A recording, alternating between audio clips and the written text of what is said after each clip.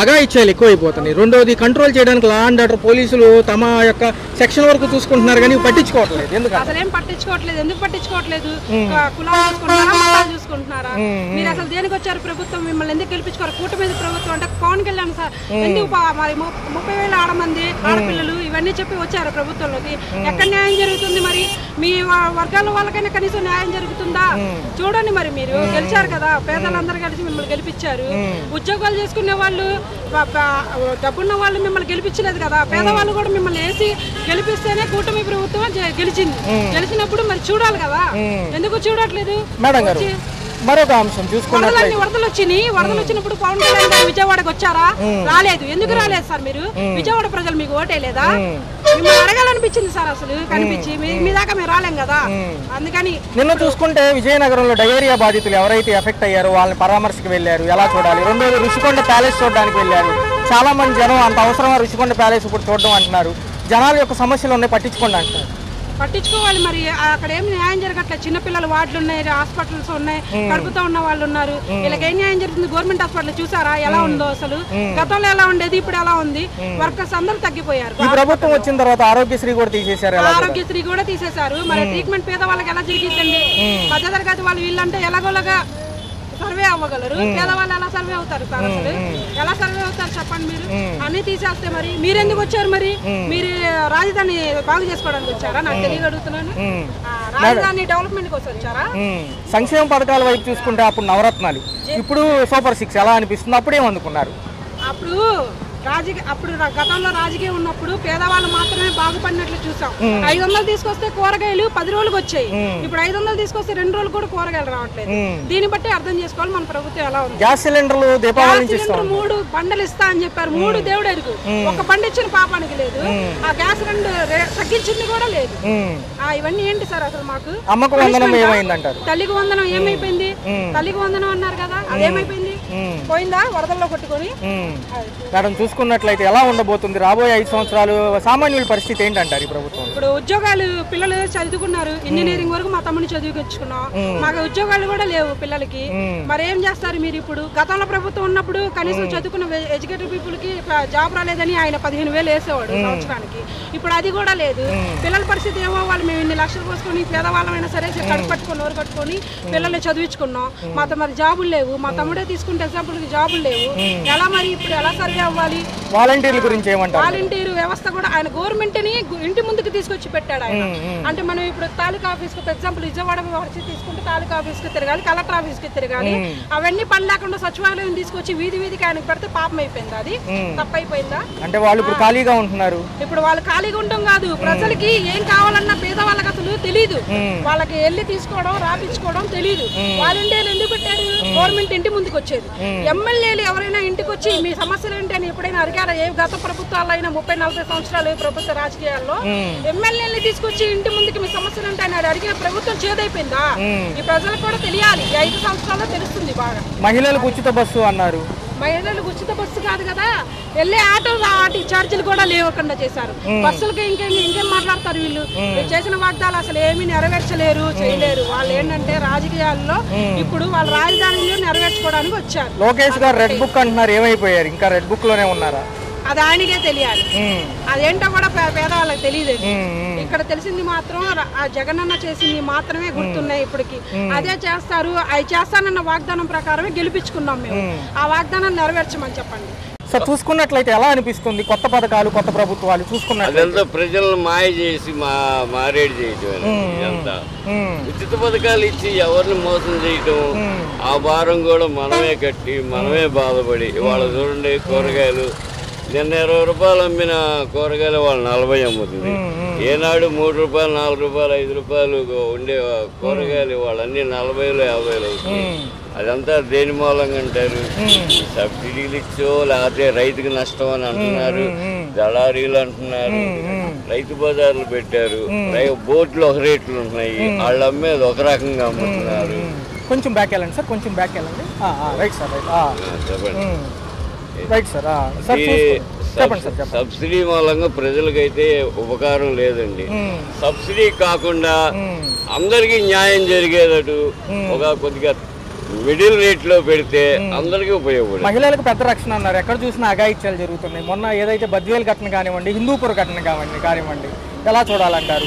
Law and order ఎలా ఉందంటారు? Law and order బాగానే ఉంది. కొత్త యాప్లు పెడుతున్నారు, లేడీస్ రక్షణ కోసం చేస్తున్నారు.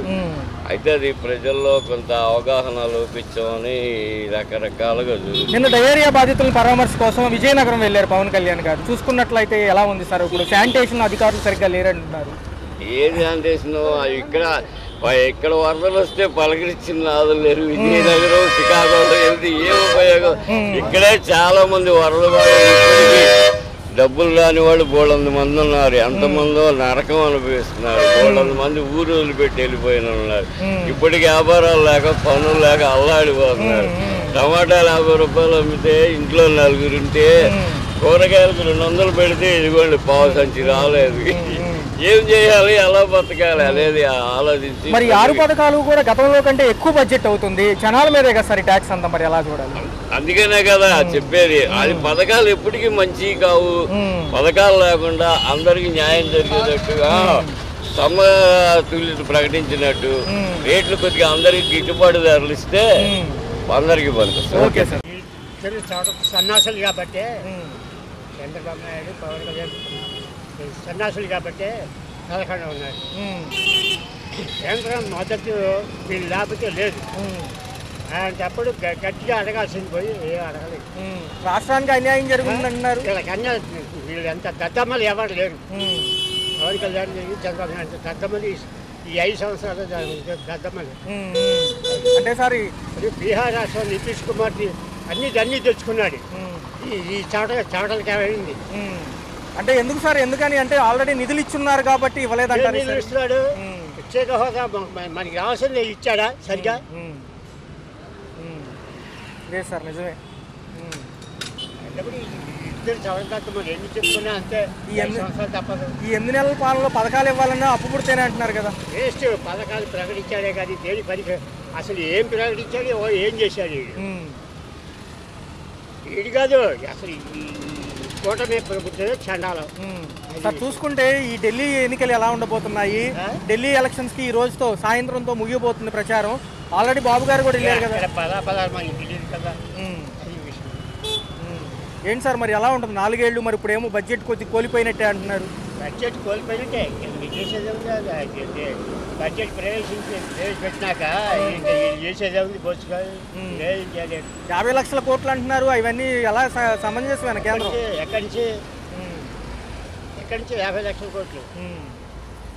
ఇక చవడం తత్తమలు కాబట్టి మెదకుండా ఉన్నారు.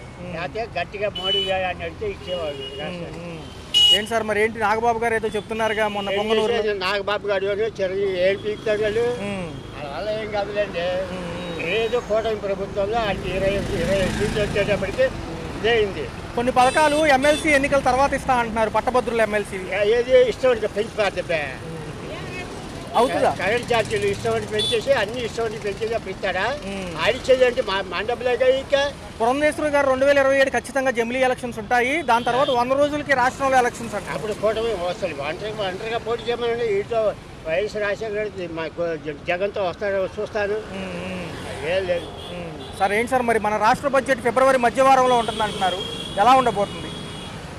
మధ్యవారంలో ఫిబ్రవరి మధ్యలో మన రాష్ట్ర బడ్జెట్ ప్రవేశపెడతామంటున్నారు. ఎలా ఉంటుంది? ప్రవేశపెడతారండి అంతే అయిపోయాక అన్ని మాఫీ అయిపోతాయండి. వచ్చేదాకా ఎవరికి నమ్మకం లేదు. ఫండ్స్ వస్తాయి అని చెప్తున్నారు కానీ యాక్చువల్గా సెంట్రల్ గవర్నమెంట్ అంత కోఆపరేటివ్గా ఉన్నట్టు కనిపించట్లేదు. అంటే సార్ చూసుకున్నట్లయితే మరి ఎలా సార్ రాబోయే భవిష్యత్తులో మరి మనకే ఎక్కువ ఈ పనులు ఉన్నాయి. పోలవరం కాడి నుంచి అమరావతి ఇవన్నీ నిధులు వచ్చినప్పటికీ కూడా మరి మిగతాది హోదా కూడా ఏదైనా ప్రకటించే బాగుండిద్ది అంటారా? హోదా ప్రకటిస్తే చాలా బెనిఫిట్. ఇంకొకటి ఏంటంటే ఇప్పుడు వాళ్ళు ఇచ్చి ఫండ్స్ రెగ్యులర్ ఖర్చులకి సరిపోతాయి. ఓకే. యాక్చువల్గా మిగులు ఉంటే కానీ డెవలప్మెంట్ రాదు. మిగులు బడ్జెట్లో కొంత అమౌంట్ మిగిలితే ఆ అమౌంట్ని మనం దేని మీద ఇన్వెస్ట్ చేస్తే రికవరీ ఉంటుంది. రికవరీ పొజిషన్ లేదు. సో ఇదంతా కూడా లాంగ్ టైం ప్రాసెస్. కానీ సెంట్రల్ గవర్నమెంట్ మాత్రం మనకు అన్యాయం చేసినట్టే భావించాలి. సార్ ఢిల్లీ ఎన్నికల్లో కూడా బాబు గారు ప్రచారానికి వెళ్ళారు. ఈ రోజుతో ముగియబోతుంది ప్రచారం. ఎలా ఉండండి? గతంలో మహారాష్ట్రకి పవన్ కళ్యాణ్ గారు కూడా వెళ్ళొచ్చారు కదా ఉప ముఖ్యమంత్రి. ఒక రకంగా చెప్పాలంటే ఏ బై ఎలక్షన్ జరిగినా ఏం జరిగినా సెంట్రల్ గవర్నమెంట్ పవర్ వాళ్ళు మాత్రం బాగా పనిచేస్తుంది అనిపిస్తుంది. ఓకే ఓకే ఓకే వాళ్ళ పవర్ యూటిలైజేషన్ అవుతుంది. సో అంచేత ఓడిపోతారు అని చెప్పడం లేదు, కానీ నెగ్గుతారు అని కనసట్లేదు. ఒకవేళ పురంధేశ్వరి గారు అన్నట్టు జమిలీ ఎన్నికలు ఓకే అయితే 2027 తర్వాత 100 రోజులకు మనకి ఇక్కడ స్థానిక ఎన్నికలు అంటున్నారు సార్. మరి జరగొచ్చు అంటారా? కమిటీ ఆమోదిస్తుందా? ఇప్పుడెప్పుడే ఏం జరగా ఎలక్షన్. ఓకే. ఎందుకంటే జమిలీ ఎలక్షన్లు పెడితే ఇప్పుడు ఉన్నటువంటి గవర్నమెంట్కి ఏదైనా డిసడ్వాంటేజ్ రావచ్చు. Okay okay. దానివల్ల ఏమవుతుందంటే దాని ఎఫెక్ట్ మామూలు అసెంబ్లీ ఎలక్షన్ పడుతుంది. మనకి రాష్ట్ర బడ్జెట్ ఏదో మళ్ళీ బడ్జెట్ సమావేశాలు అంటున్నారు ఫిబ్రవరి మధ్యలో నుంచి. ఏమన్నా కొంచెం ఉపశమనంగా ఉంటుందంటారా మనకేమన్నా ఇక్కడ? బడ్జెట్ ఇంకెంత వేసినా నా ఉద్దేశ ప్రకారం అయితే మనకి సోర్సెస్ వచ్చే విధానం లేదు. ఇన్కమ్ జనరేటర్ అవ్వట్లే. ఓకే. ఇన్కమ్ జనరేటర్ అవ్వాలంటే ఫండ్స్ సర్ప్లస్గా ఉన్నప్పుడే జరుగుతుంది. సార్ ఏంటి సార్ ఎమ్మెల్సీ పట్టభద్రుల ఎన్నికల అనంతరం పథకాలు విడుదల అంటున్నారు, ఏమన్నా అవుతుందా? అందుకే ఖజానాలో డబ్బులు లేవన్నారు. నాకు పెద్ద ఐడియా లేదు అసలు. నేను ఏంటంటే మనం ఏదో జనరల్గా న్యూస్ చూసి చెప్పడమే తప్ప. సార్ ఎలా ఉంటుంది? 4 ఏళ్ళు బాగుంటుంది అంటారు, కంపెనీలు వస్తాయా కనీసం? చూద్దాం, ఇంకా ఏడాది అవ్వకుండా అప్పుడే అలా కింద మీద పడుతూ ఉంటారు. మామూలే. ఎందుకంటే 4 ఏళ్ళు పరిపాలన చేయదని మనం చెప్పలేం, కానీ అది కరెక్ట్ కాదు. యాక్చువల్గా ఏంటంటే జనానికి ఇంకొకటి అలవాటు అయిపోయినటువంటి విషయం, మనకి బెనిఫిట్ స్కీమ్స్ ఇవ్వడంలో జనం బాగా ఎదురు చూడడం అలవాటు అయిపోయింది. దానివల్ల ఏమైందంటే కొంచెం గవర్నమెంట్ వెసులుబాటు తగ్గిపోయింది. ఓకే. సో ఏదైనా వేచి చూడాలంటారు అయితే? ఇంకా టైం పట్టేస్తుంది, చాలా కష్టం కూడా. ఆంధ్రప్రదేశ్ సర్ప్లస్ బడ్జెట్లోకి రావడం చాలా కష్టం. Okay sir. పరిస్థితులు ఎలా ఉన్నాయి? బడ్జెట్లో ఓకేనా? ఆంధ్రప్రదేశ్కి వచ్చే 4 ఏళ్ళు ఎలా ఉండబోతుంది? వచ్చే చెప్పలేం కానండి. ప్రస్తుతానికి గవర్నమెంట్ ఆయన పెద్దవారు చంద్రబాబు నాయుడు గారు అదే వాట్సార్ ఇది లైక్ ది షేక్స్పియర్ చెప్పారు. మాటలు సులభమే, ఏమీ చేసినట్టు కనిపించట్లేదు చాలా వరకు అండి. ఇప్పుడు ఒక ఆడపిల్లకి 1500 అలా చెప్పారు కదా, వాళ్ళకి ఇవాళ ఈరోజు ఎలక్షన్ పెడితే అసలు డిపాజిట్ రావాలి అలా ఉంది. మరి ఎందుకు అలా చెప్పారు? పదవి కోసమే, పరిపాలన కోసం చెప్పినట్టు టోటల్గా రోజు పేపర్ చదివే వాళ్ళకి పరిస్థితి చూసి వాళ్ళు అనిపిస్తుందండి. అయ్యా చంద్రబాబు నాయుడు గారిని దూషించే చంద్రబాబు నాయుడు గారిని నేను విమర్శించడం కాదు, కానీ చాలా తప్పు మాట్లాడారండి. అప్పుడు మాట్లాడిన ఏది కూడా 10-15% కూడా చేయలేరండి. కష్టం. అంటే బడ్జెట్లు సహకరించమంటావా? పొందగల మీ మాట బడ్జెట్ సహకరించరంటారా? అంటే బడ్జెట్లు తక్కువగా ఉన్నాయి కాబట్టి, లోటు బడ్జెట్లో రాష్ట్రం ఉంది కాబట్టి. అంతకుముందు తెలియదా చంద్రబాబు నాయుడు గారికి? మాట్లాడండి, నేను అదిస్తాను చెప్పకుండా స్వచ్ఛంగా మాట్లాడి నమ్మకంగా. చాలామంది ఇప్పుడు నేను వైసీపీ అనుకోండి, నా కూతుర్లు నా కోడలు వాళ్ళు ఏం చేశారంటే టీడీపీకి వేసారు. ఎందుకంటే గ్యాస్ బండ్ ఇస్తారో 3 ఇస్తారో 4 ఇస్తారు, 2 ఇస్తారో 4 అనలేదులేండి. అలాగే మరి భర్త చచ్చిపోయిన వాళ్ళు ఇంట్లో ఉండి, లేకుంటే భర్తతో గొడవలైన వాళ్ళు, లేకుంటే చదువుకునే పిల్లలు అందరూ ఆశపడ్డారు ఏదో నెలకి ఇంత జీతం ఇస్తారని. 1500 పర్ హెడ్ అంటే నాటే ఈజీ, నాటే వాట్స్. ఒక పక్క చూసుకుంటే దాడులు పర్వం జరుగుతుంది సార్. మొన్న ముద్రగడ గారిపై ఇంటిపైన దాడి అన్నారు. ఇవన్నీ అసలు ఎందుకంటారు? ఎందుకు పాత నాయకులు సైలెంట్ గా ఉన్నారు? లోతుకు నేను వెళ్ళలేనండి, అది ఎలా జరుగుతుంది అదంతా. ఏంటి సార్ మరి కౌన్సిలర్లు లాగే విషయంలో మనిషికి 10 లక్షలు అంటారు, నిజమేనా? ఏది టీడీపీ వర్గం నుంచి కూడా వైసీపీ కౌన్సిలర్ని? సార్ అది చెప్పలేను, కానీ నేను ఊహించలేను, నా జ్ఞానం చాలదు. కానీ చంద్రబాబు నాయుడు గారు చెప్పిన ఏది చేయట్లేదని ఇప్పుడు ప్రజల్లో ఉందండి, అబద్ధం చెప్పారని. అలాగే ఇప్పుడు ఈయన ఉన్నారు పవన్ కళ్యాణ్ గారికి బాధ ఉంది, ఇలా చెప్పారు చేయలేమా, చెయ్యాలి అనే ఆశ ఉంది ఆయన కూడా. ఎప్పుడు ఒక విధంగా చెప్పాలంటే ఇది మొండివారు. మరి రేపు ఆయన ఒకవేళ సీఎం అనకూడదు, ఆయన అవుతాడు అవ్వాలని నేను అనుకోవట్లేదు, వద్దని కూడా అనుకోవట్లేదు, కానీ పరిపాలన మాత్రం చెప్పినట్టు ఏది జరగట్లేదు సార్. ఇబ్బందిగా ఉన్నారు చాలా మంది, లేబర్ బాధపడుతున్నారు. ఇస్తారు అనుకున్నాము, స్టూడెంట్స్ కూడా సక్రమంగా వాళ్ళకి ఇవ్వట్లేదు అనేది వినపడుతుంది. తదుపరి ఎలా ఉంటుంది సార్? 4 years డెవలప్మెంట్ కష్టం సార్. ఇలా ఉంటే అసలు కష్టం.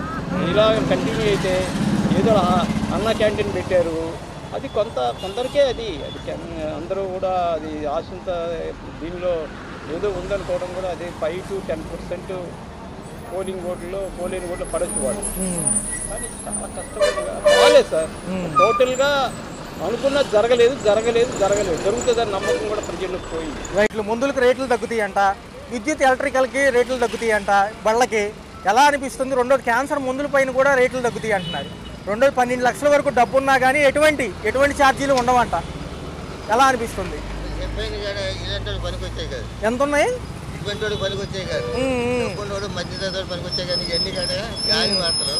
పేదోడికి అందుబాటులో లేని వాడు. రాయితీలు అయితే ఏమి ఇవ్వలేదు.